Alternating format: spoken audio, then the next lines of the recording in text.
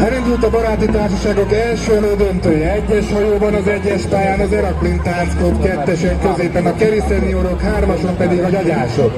A három hajóból az első tovább jut a döntőbe, a második két csapattól elköszönünk, mint ahogy azt már megszokhattuk.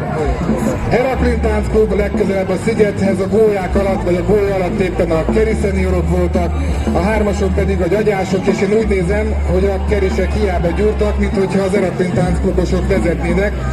De hát ismerve a kerisek képességeit, ez még meg is fordulhat, de a Gyagyásokat sem lehet leírni egyáltalán, mert annak ellenére, hogy elég Gyagyáson néznek ki, nagyon tudnak erezni és nagyon gyorsan tudnak jönni a hajóval. Mindeközben elindul a sárkányjárat föl, hogy már a második elődöntőben versenyezzen.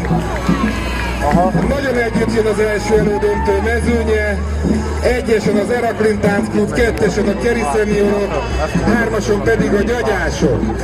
Nem mernék jósolni, egyáltalán nem mernék jósolni, hogy melyik csapat kerül be elsőnek a négyes döntőbe, de minthogyha most a kerisek vezetnének már, de mindenki nagyon erőteljes hajrába kezdett, ebbe érvényesek a kerisek is, de lehet, hogy előrébb vannak a Gyagyások.